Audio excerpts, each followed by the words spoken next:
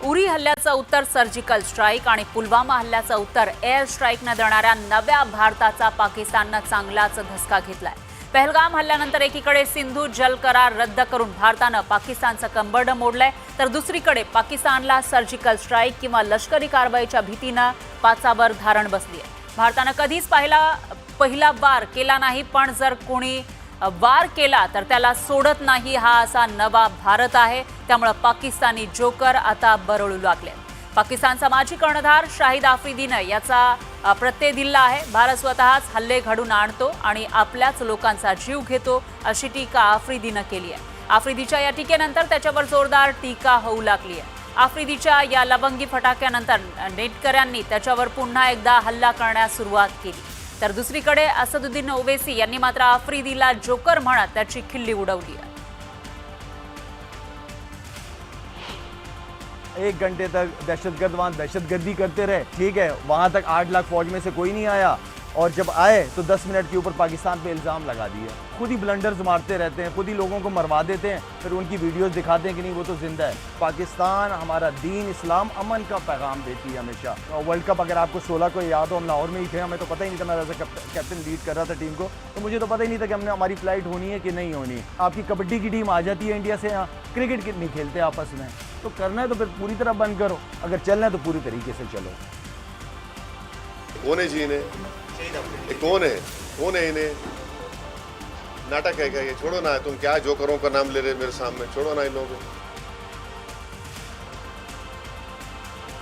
पहलगाम हल्ल्यानंतर एकच पळापळ उडालेली होती। पहलगाम व्हॅलीमध्ये दहशत पसरली होती। लोक जीव वाचवण्यासाठी मिळेल त्या दिशेने पळत सुटले होते।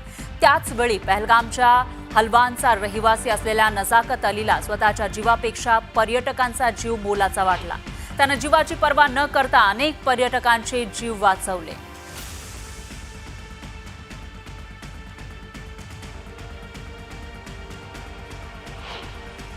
नज़ाकत साहब, खैर मकदम में आपका बताइए उस वक्त क्या हुआ था और किस तरह से आपने जो है पूरा रेस्क्यू ऑपरेशन है वो किया? जी, मेरा नाम सईद नज़ाकत अली है। मैं हालवन गनेगुंड में रहता हूँ और मतलब 21 तारीख को मैं पहलगाम पहुँचा था शाम को, और रात को हम होटल एक्सलेंट में रुके थे। 22 तारीख को हम बाईसरन गए, जैसे मतलब हर रोज़ जाते थे टूरिस्ट को लेके, वैसे हम गए।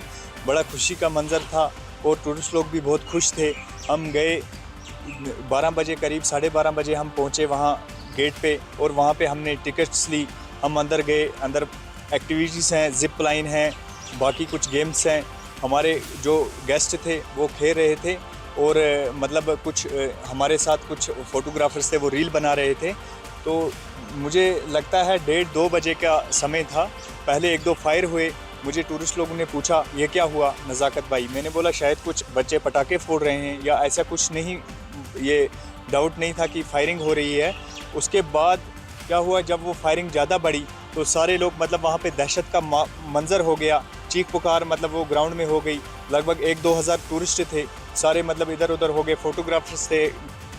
पहलगाम टेरर अटैक के दौरान जहां लोग अपनी जान बचाने के लिए वहां से भाग रहे थे, वहीं कुछ लोग ऐसे भी थे जो अपनी जान की परवाह किए बिना दूसरों की जान बचाने में मसरूफ़ थे। ऐसी एक मिसाल है सईद नज़ाकत अली, और हमारे साथ मौजूद है नज़ाकत इस वक्त, जिन्होंने कहा जा रहा है कि लगभग 11-12 जो टूरिस्ट का ग्रुप था उनकी जानें बचाई बिना अपनी जान की परवाह किए। और हम इस वक्त इनके गाँव में ही मौजूद है, हालवन इसको कहते हैं, जो कि सालिया इलाके में आता है। नज़ाकत साहब, खैर मकदम में आपका बताइए उस वक्त क्या हुआ था और किस तरह से आपने जो है पूरा रेस्क्यू ऑपरेशन है वो किया? जी, मेरा नाम सईद नज़ाकत अली। आणखी एक मोठी बातमी आहे। पहलगाम हल्ल्याचा आणखी एक व्हिडिओ समोर आला आहे। पर्यटकाच्या मोबाईलमध्ये ही घटना कैद झाली आहे। झिप लाईनवर पर्यटकाचा सेल्फी व्हिडिओ समोर आला आहे। खाली गोळीबार सुरू होता आणि त्याच वेळेला या पर्यटकानं सेल्फी व्हिडिओ घेतलेला होता। व्हिडिओमध्ये पर्यटक धावताना दिसून येत आहेत।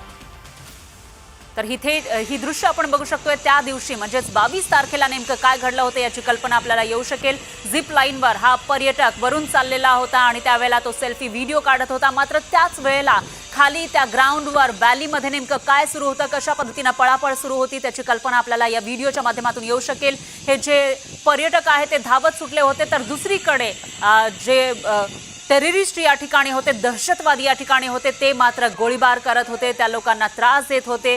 त्यांचा एक प्रकारे परेड त्यांनी घेतलेली होती या दहशतवाद्यांनी तेव्हाच हा जो व्यक्ती आहे, हा जो पर्यटक आहे, त्याचं झिप लाईनिंग सुरू झालं होतं आणि त्यावेळेला झिप लाईनिंगमध्ये जेव्हा वर जातो माणूस त्यावेळेला एक कुतूहल असतं आणि त्यामुळे एक सेल्फी व्हिडिओ काढला जातो. हा सेल्फी व्हिडिओ ही व्यक्ती काढत असताना खाली मात्र ग्राउंडवर नेमकं काय सुरू होतं 22 तारखेला दुपारच्या सुमारास त्याची कल्पना आपल्याला या व्हिडिओच्या माध्यमातून येऊ शकेल. आणि या विषयी अधिक माहितीसाठी आपले प्रतिनिधी प्रशांत लीला रामदास हे आपल्यासोबत जोडले गेले आहेत. प्रशांत, काय सांगाल, हा एक्सक्लुझिव्ह असा हा व्हिडिओ 22 तारखेला पहलगाम मधील व्हॅलीमध्ये नेमकं काय घडलेलं होतं हे दाखवण्यासाठी आपल्याला याच्यामध्ये हे सगळं दिसतंय. बरोबर आहे. गेल्या 22 एप्रिल रोजी दुपारी 2:30 दरम्यान जो निष्पाप पर्यटकांना वरती हल्ला करून, दहशतवादी हल्ला करून त्यांचा जीव घेतला, त्या हल्ल्याची विदारकता या व्हिडिओमधून आपल्याला पाहायला मिळते. महत्वाचं म्हणजे जर बघितलं, हा व्हिडिओ जो आहे, पर्यटक हा ज्या पद्धतीनं एका टोकावरून जो झिपलाईन सुरू करतो, तो झिपलाईन सुरू करताना जेव्हा मध्यभागी येतो तेव्हा दिसते आपल्याला आजूबाजूला ज्या पद्धतीने पर्यटकांना गोळ्या लागलेल्या आपल्याला पाहायला मिळतंय आणि त्या पूर्ण याची दाहकता या व्हिडिओमधून आपल्याला पाहायला मिळते. एकीकडे हा पर्यटक जरी आनंद व्यक्त करत असताना पण जमिनीवरती ज्या पद्धतीनं हाहाकार माजला होता आणि जवळपास 26 पेक्षा जास्त पर्यटक, निष्पाप पर्यटक यांचा जीव गेला होता. या निमित्ताने हा व्हिडिओ पहिल्यांदा पुढे आलेला आहे आणि या निमित्ताने आपल्याला कळतंय की त्या दिवशीची विधारकता किती होती. अनेकांना माहिती नव्हतं की जमिनीवरती काय सुरू आहे आणि ज्या पद्धतीनं अनेक घडामोडी या दिवशी घडल्या आणि त्या दरम्यान ज्या 26 लोकांचा जीव गेला, त्यांची ही आपबीती, त्यांच्या कुटुंबाची आपबीती अतिशय दुःखदायक आहे. निश्चितच प्रशांत, धन्यवाद तुम्ही दिलेल्या या सविस्तर माहितीसाठी.